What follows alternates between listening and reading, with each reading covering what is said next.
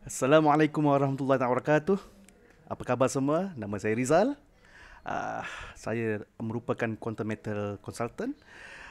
Sudah 2 minggu kita tak bertemu muka, bersua muka, dan Alhamdulillah hari ini saya diberi kesempatan untuk bersama-sama dengan tuan-tuan dan puan-puan untuk berkongsi sedikit tentang apa yang berlaku dalam masa 2 minggu.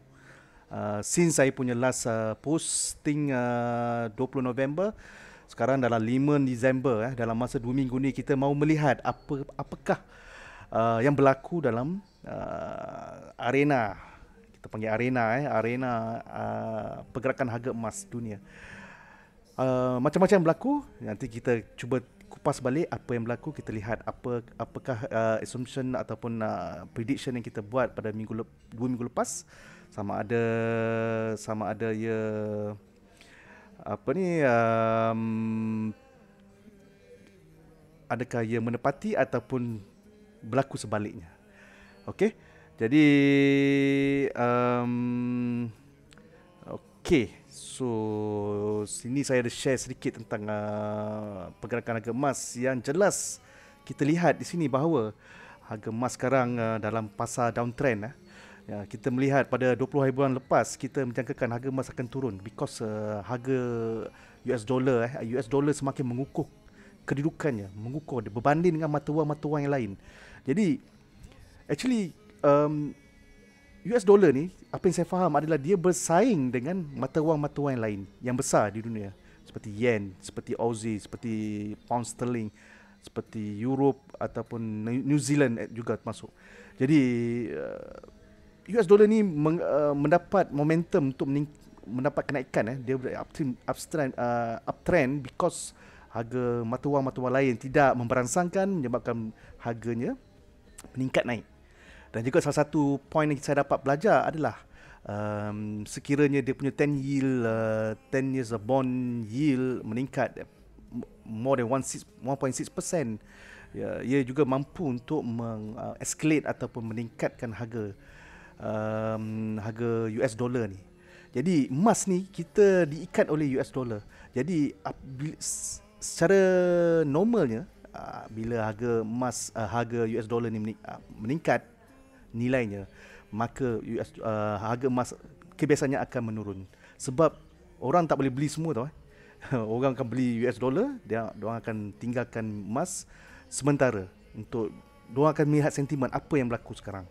Jadi bila tengok mata wang lain, diorang pun main juga forex ni. Sekiranya diorang tak nak beli Aussie, yen or whatever mata wang, mereka akan beli US dollar, dan based on the supply demand rule, sekiranya high demand, maknanya harga ni akan naik. Okey, daripada supply. Jadi okey, kita tengok sebentar tentang apa yang berlaku di sini. Okey, di sini kita dapat lihat 20 sekitar sini sebentar. Okey. Sini saya boleh pakai annotate. Okey, saya dah belajar sedikit.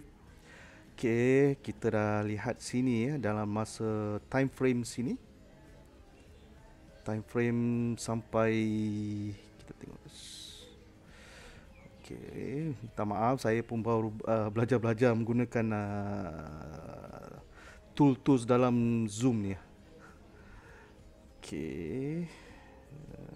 Kita akan kecilkan sedikit time frame untuk melihat dengan lebih jelas 20, between 20 hingga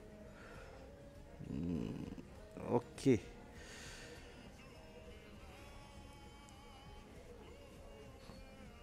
Okey. So since saya punya last posting pada 20 November, kita memang melihat 20. Okey. Masih lagi kita belajar ya. 20. Okey. Edit.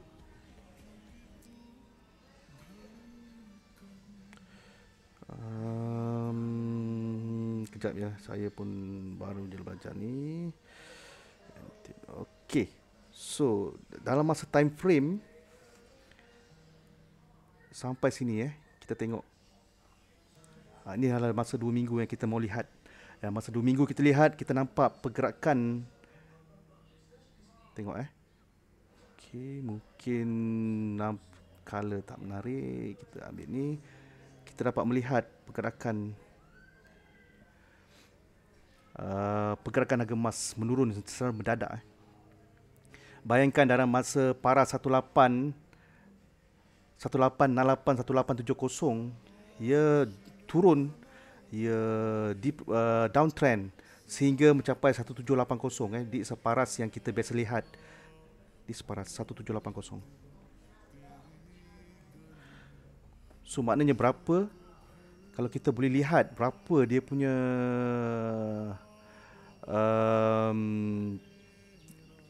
penurunan kalau kita boleh lihat berapa dia punya penurunan. Okey, kita tengok dia.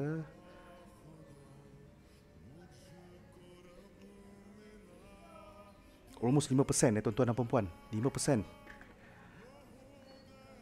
Jadi apa yang kita patut buat sebagai investor quantum metal, kita sepatutnya telah melepaskan atau menjual setelah sekiranya kita dah sudah untung pada tahap ni. Katalah kita dah pernah beli sebelum ini, sekiranya kita dah mendapat keuntungan di paras yang tinggi ni pada 1780, kita dah patut jual. Dan kita sedang menunggu waktu yang sesuai untuk kita membuat layering sekiranya downtrend. Okey, sekarang kita dah dalam fasa downtrend. Jadi bila kita menjual pada, ingat teknik dia senang saja. Kita jual pada paras resistant. What resistant dia test 1780, kita dah dapat situ, dan dia tengok sekiranya dia tak boleh melepas, kita jual di resistant. Dan kita beli pada ataupun buat layering di paras-paras support. Okey?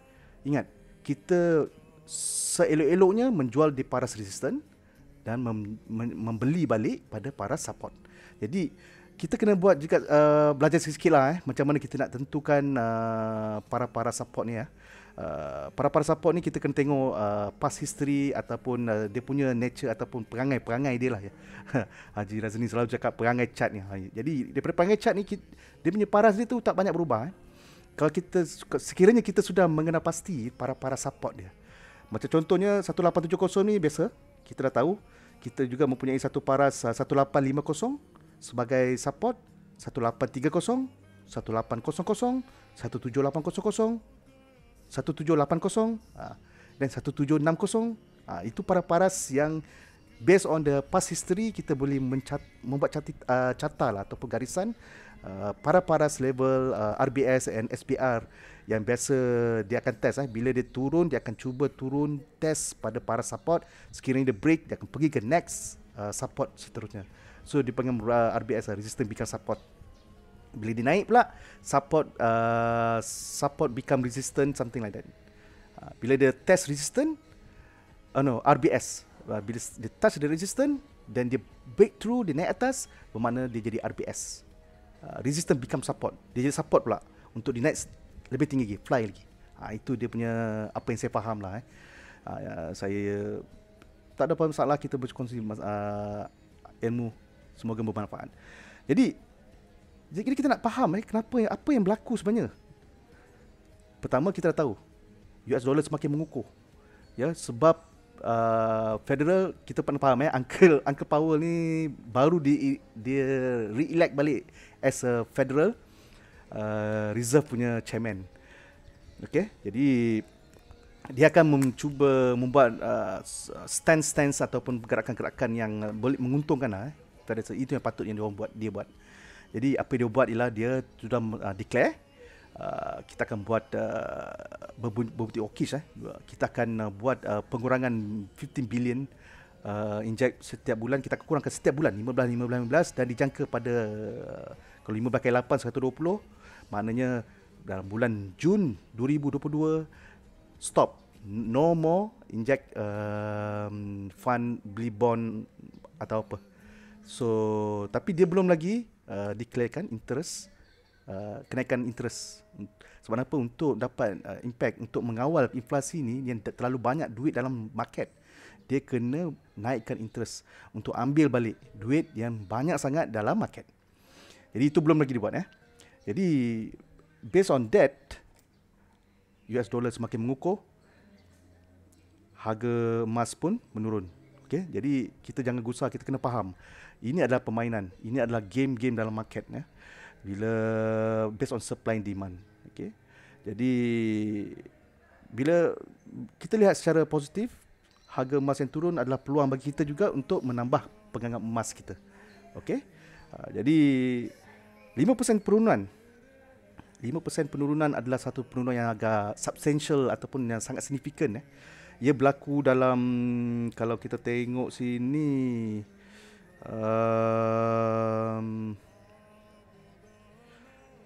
you tengok sini dalam masa berapa hari?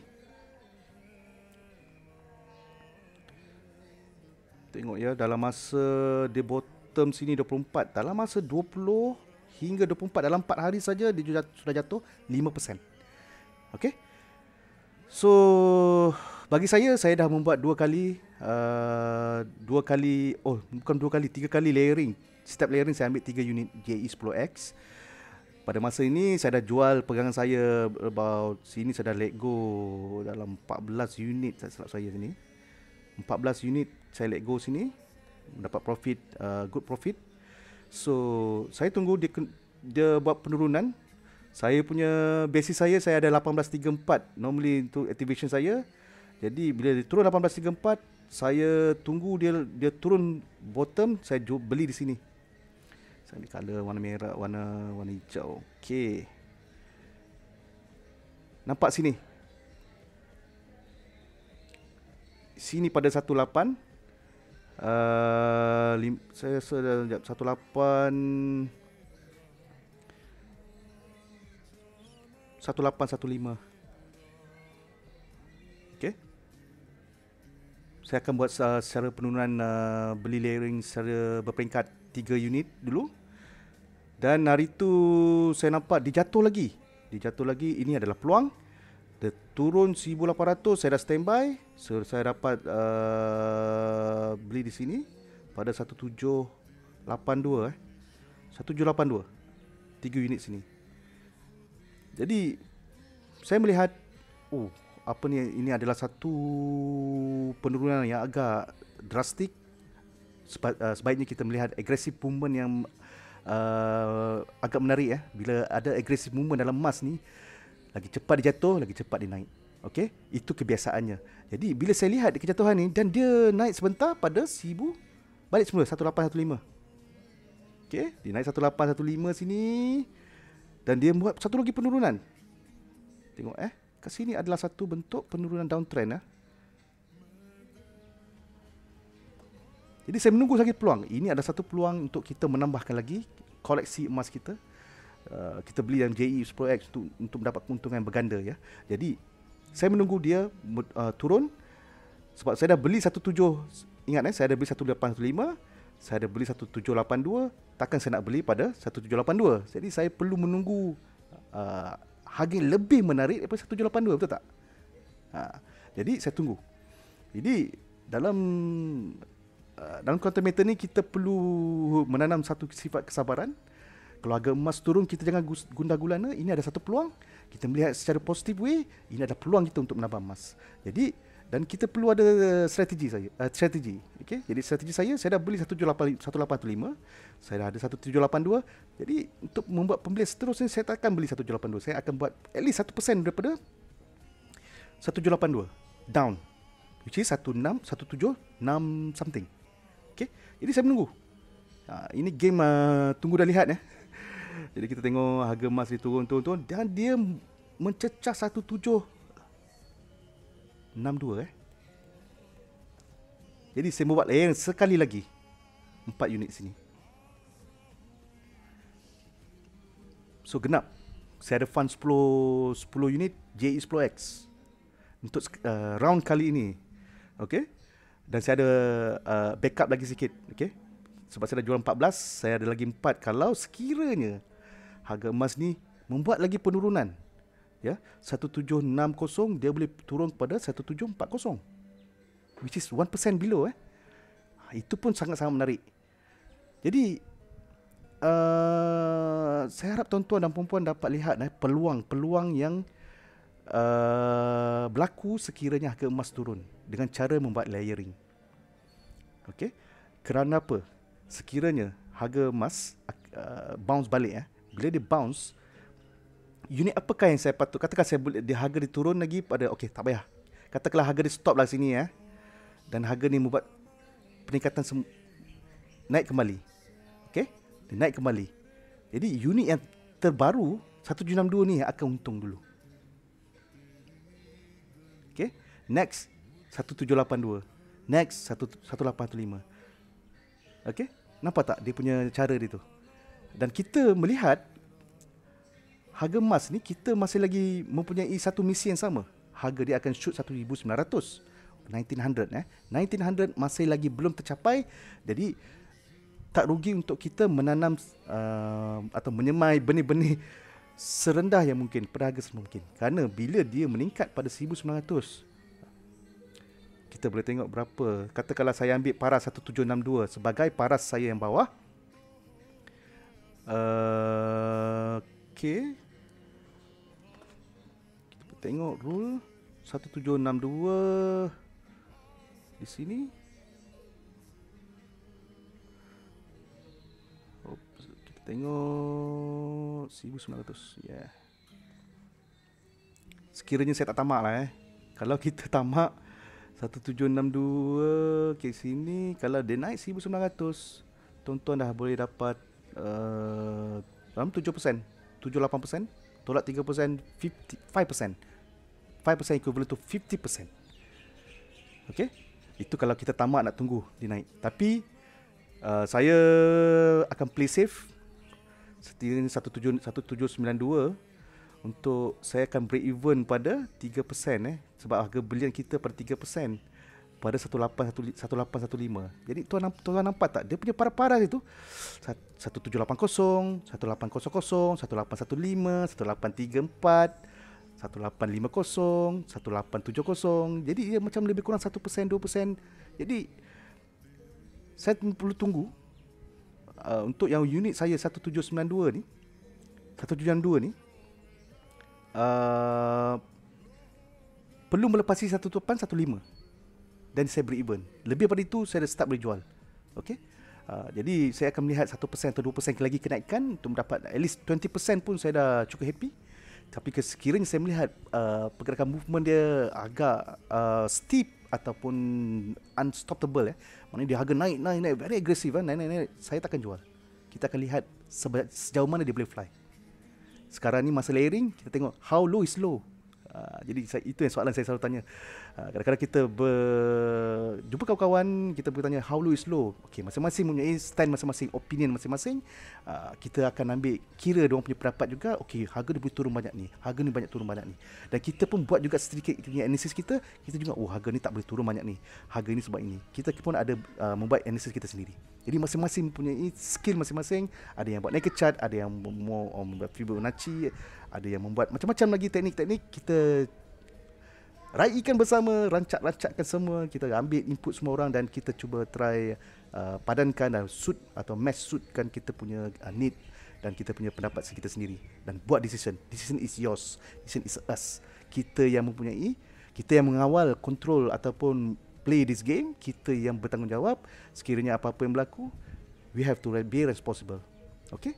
Jadi bagi saya adalah kita mencari ilmu sebanyak mungkin, cari mendengar pendapat orang-orang yang lebih tahu daripada kita. Kita juga belajar pada sentimen. Okey. Jadi saya rasa cukup untuk technical analysis. Kalau soalan-soalan yang bertanya ada bagaimanakah pergerakan harga emas sekarang ni, saya rasa harga dia akan sideways ataupun harga dia saya tak nampak lagi akan naik. Kerana pertama, kita akan lihat nanti sentimen dalam fundamental analysis mengapa US dollar semakin menguat. Okey. Kejap kita mungkin share yang kita tengok dalam bentuk daily chart. Okey, banyak sangat conteng ni, kita clearkan dulu. Clearkan all drawings. Okey. melihat daripada sini, harga kita tengok sini ya. Ini harga masih lagi sideways. Saya tak dapat melihat arah pergerakannya sekarang. Okay, kita tengok dalam bentuk fundamental pula. Seberapa penurunan dia dari 1867 kepada 1780. So harga dia, saya menganggapkan harga dia akan bermain-main di sekitar 1780. Sehingga kita punya catalyst yang boleh melonjakkan ataupun bounce balik harga emas ni. Ataupun dia boleh juga turun sekiranya ada catalyst yang menunjukkan bahawa US dollar ni makin menguat. Sebab kita banyak faktor-faktor yang boleh menyebabkan US dollar ni meningkat. Okay, by the way, kita tengok juga US dollar. Kita tengok pada 20 hari bulan 20 hari bulan yang kita buat last saya punya ni. Kita tengok sini dan dia pergerakan dia agak uptrend, tapi walaupun tidak terlalu bullish sangat, tapi ia disokong oleh banyak-banyak faktor. Untuk fundamental kita melihat, saya menggunakan input daripada intraday.com, intraday.my. Jadi tuan-tuan dan puan boleh baca macam-macam news tentang emas. Kita boleh filter untuk emas saja. For example, saya dah filter kat sini. Tuan-tuan boleh lihat news tentang NFP. Kenapa NFP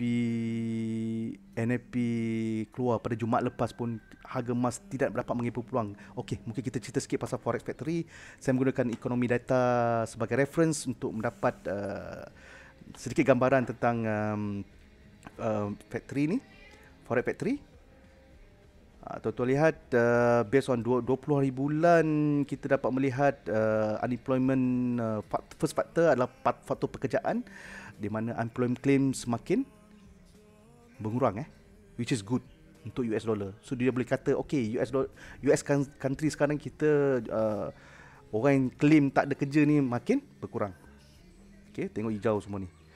Then kita boleh lihat FOMC. Okay, FOMC sekarang based on dia punya input, setelah angka Powell telah dilantik semula sebagai Federal Reserve Chairman, so dia mendapat tekanan-tekanan yang menyuruh Federal ni untuk mempercepatkan. 50 billion is not good enough to fight inflation. Inflation sekarang ni kat US makin gila, guys.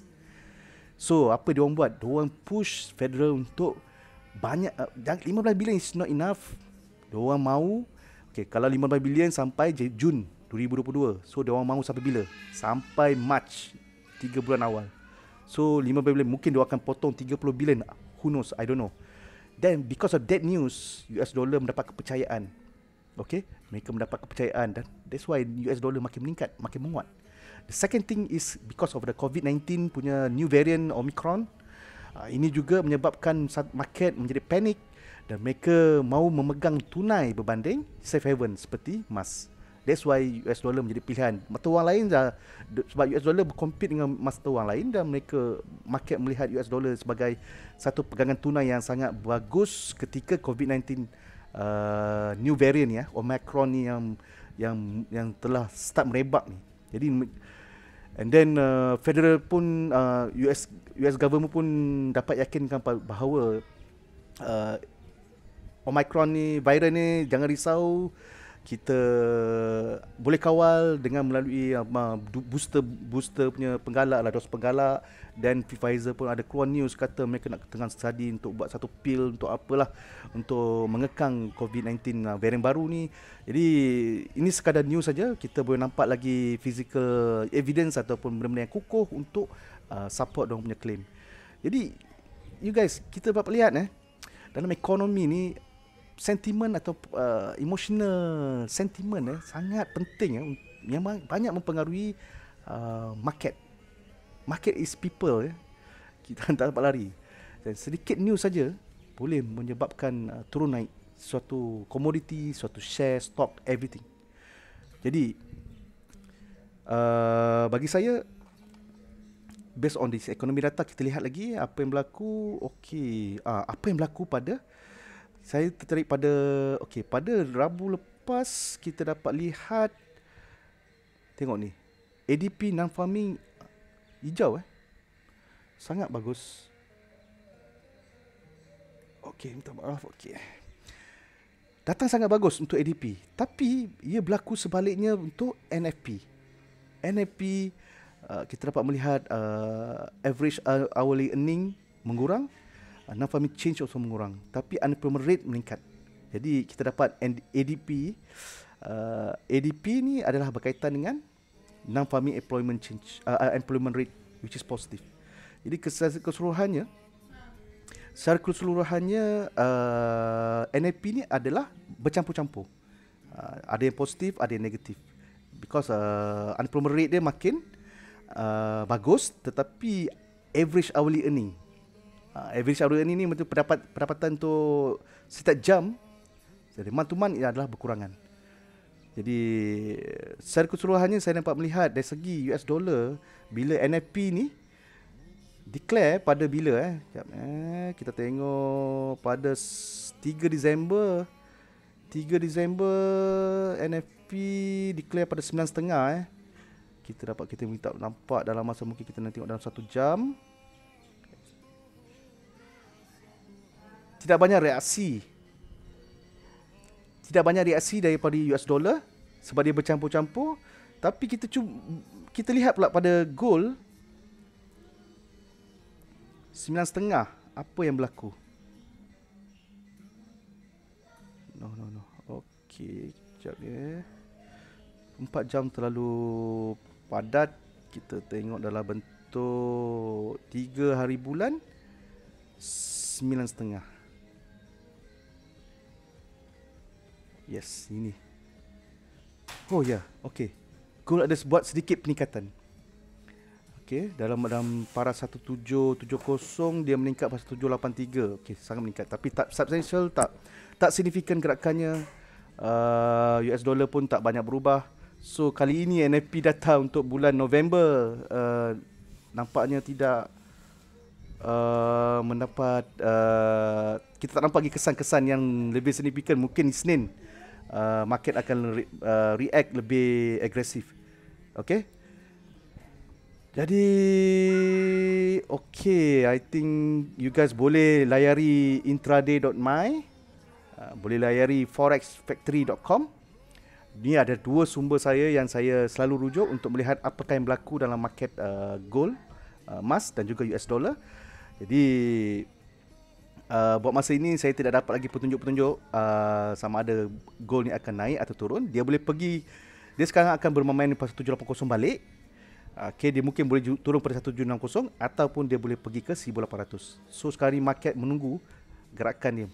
Adakah dia pergi ke resistance 1800 ataupun pergi ke support 1780, dia break sini, dia akan pergi ke 1760 balik.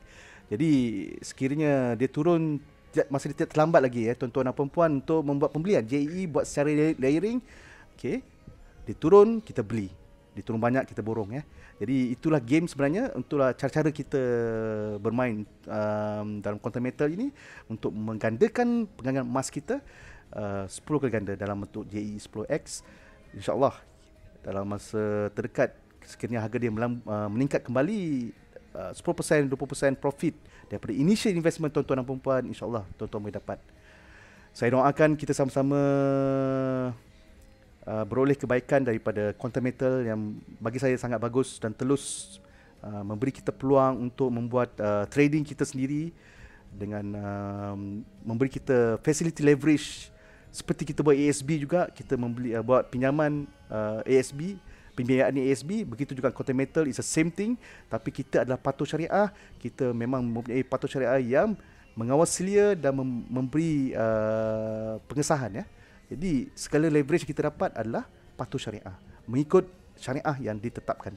Jadi bagi saya ini adalah peluang kita sebagai Muslim untuk mendapatkan keberkatan, benda yang dah syariah. Kita jangan ragu-ragu, kita ambil peluang kali ini. Ambil peluang. Okey, jadi itu saja sharing saya sekali ini. Saya harap tuan-tuan dan puan-puan semua sihat sejahtera, jaga diri, jaga kita, jaga family.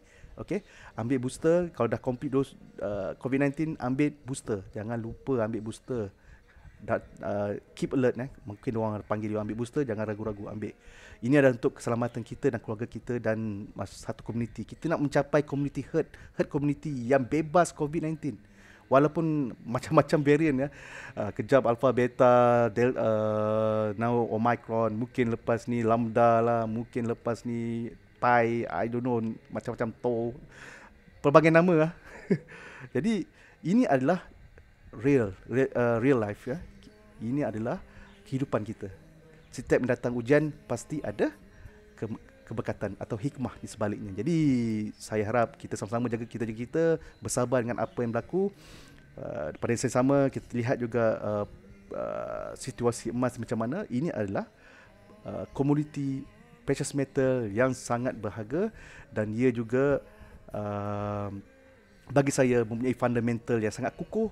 Kita kalau tengok 10 tahun, 20 tahun, dia mempunyai sejarah history yang sangat bagus, uptrend, 3 digit peningkatan dia. So 3 digit percentage dia dalam masa 20 tahun. Jadi kita tak perlu ragu-ragu, kita mempunyai fundamental yang kukuh. Jadi insyaAllah semoga kita sama-sama beroleh kebaikan dan keuntungan bersama dengan Quantum Metal. Jadi sekiranya tuan-tuan dan perempuan berminat, boleh klik kat link kat bio saya tu, mungkin untuk mendapat nak hubungi saya ataupun join circle saya. InsyaAllah kita boleh guide you guys. Okay? Jadi saya sudahi dengan Assalamualaikum warahmatullahi wabarakatuh. Jangan lupa beli emas ya. Assalamualaikum. Bye bye. Adios amigos.